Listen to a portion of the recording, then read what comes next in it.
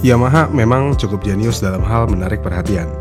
Menariknya di sini adalah Yamaha tidak hanya fokus ke motor premiumnya aja, karena yang terbaru Yamaha melakukan campaign marketing yang cukup bikin heboh dengan motor entry levelnya, yaitu Yamaha Gear.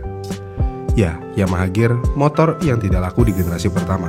Oleh Yamaha, motor ini diberikan facelift dan gimmick hybrid di generasi keduanya. Namun seakan-akan gimmick hybrid tidak cukup untuk mendongkrak penjualan motor ini. Yamaha melakukan hal ekstrim untuk menarik perhatian ke motor ini, yang mana Yamaha melakukan perendaman motor di kali selama 30 jam.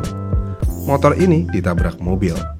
Bahkan motor ini sampai membawa NMAX. Ya, motor membawa motor. Mungkin ini adalah sesuatu hal yang gak relevan untuk keseharian kita. Makanya banyak orang yang bilang kalau marketingnya lebay dan gak masuk akal. Tapi setelah dipikir-pikir lagi, sebenarnya apa tujuan Yamaha melakukan hal ini? Apakah ingin membuktikan kalau motornya kuat kepada konsumen? Mungkin iya, mungkin juga tidak, karena sepertinya Yamaha punya maksud lain, yaitu meledek Honda. Emang iya? Oke, kita setuju kalau cara marketing Yamaha agak sedikit nyeleneh, ekstrim dan gak masuk akal. Tapi kenapa harus melakukan hal itu? Untuk mengetahui alasannya, kita harus lihat pasar motor Matic 125 dulu. Dalam beberapa tahun terakhir, pasar Matic entry level 125cc lumayan jenuh. Dan Yamaha selama ini cenderung bermain aman dalam pemasaran motor entry level mereka. Kita bisa lihat bagaimana mereka mempromosikan Mio, Vino, dan bahkan Gear generasi pertama. Semuanya dibuat dengan tone yang soft, fungsional, dan tidak banyak gimmick. Ya, mereka selalu bermain di ranah logis, irit, fitur lengkap, dan desain sporty. Tapi sayangnya itu semua nggak cukup untuk menggoyang dominasi Honda. Sebagai gambaran, pada tahun 2023, berdasarkan data IC, Honda berhasil menguasai sekitar 75% pangsa pasar nasional. Dan sekitar 60%-nya adalah dari model-model Matic ringan atau entry level seperti Beat, Scoopy, dan Vario 125. Sedangkan Yamaha, mereka masih bertengger di posisi kedua, tapi posisinya stagnan, bahkan cenderung menurun di segmen motor kecil. Dengan hal tersebut, kemungkinan Yamaha akhirnya sadar kalau terus bermain normal dan aman, mereka akan tenggelam dengan dominasi Honda. Karena ya mau bagaimanapun, konsumen entry level cenderung sulit tertarik kalau tidak ada yang benar-benar menonjol. Dengan kondisi ini, ketika memperkenalkan Gear Ultima, Yamaha memilih strategi yang jauh dari kata konservatif. Kasarnya, mereka menggila dengan budget yang mantap. Tapi marketing ini targetnya sebenarnya siapa? Apakah konsumen atau Honda? Jika kita perhatikan lebih dalam, gaya marketing ini kayak penuh sindiran. Motor dinaikin motor, seolah-olah Yamaha bilang, motor kami bisa menopang beban motor lain dan masih tetap bisa berjalan dengan normal tanpa harus mengalami keseleo rangka. Atau ketika motor ini ditabrak mobil, Yamaha ingin memperlihatkan bahwa mereka punya frame yang kokoh, bukan motor plastik yang sekali gesek langsung rontok. Namun ada satu adegan yang paling mengundang tanya, motor jemplung ke kali. Buat apaan? Nggak mungkin orang beneran bawa motor ke kali. Tapi sepertinya gestur ini bukan soal fungsi, melainkan sindiran lainnya. Motor kami bisa berenang, motor kalian sepertinya takut sama air karena takut keropos. Dengan adanya sindiran ini, siapa yang paling cocok jadi target sindiran ini? Ya jelas Honda, terutama Honda Beat dan Genio, dua Matic ringan yang secara tradisional dikenal punya tampang stylish tapi sering dibilang ringkih. Ya, bisa dibilang Yamaha sedang menyerang titik lemah Honda dengan cara yang tidak langsung tapi sangat frontal. Yamaha emang nggak nyebut merek, tapi kita semua tahu arah peluru itu kemana. Ya, Honda. Namun kenapa Yamaha benar-benar agresif di sini? Jadi untuk memahami kenapa Yamaha segini agresifnya, kita harus lihat dulu konteks pasarnya. Honda sudah terlalu dominan. Data IC menunjukkan Honda konsisten menguasai lebih dari 65% pasar motor nasional selama satu dekade terakhir. Yamaha ya mentok di 20-25% aja, dan itu pun makin kesini ya makin menurun. Misalnya segmen Matic 110-125cc, Honda Beat, Scoopy, dan Vario 125 tentu aja masih jadi raja yang susah dilengsarkan.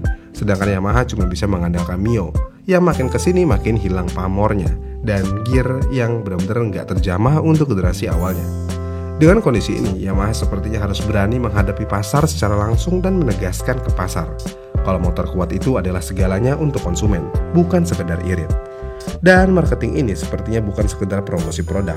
Ini seperti sinyal kalau Yamaha siap bertarung secara frontal, bukan cuma ikut arus aja.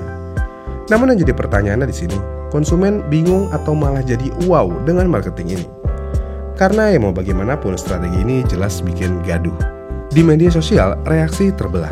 Ada yang bilang gila ini motor kuat banget, tapi ada juga yang bilang lebay banget. Siapa juga yang bawa motor buat nabrak mobil? Tapi jika dilihat arah marketingnya, Yamaha memang tidak menunjukkan hal ini untuk mengambil hati semua orang. Karena mereka cuma ingin fokus ke segmen mereka, yaitu anak muda yang lebih melek akan fakta.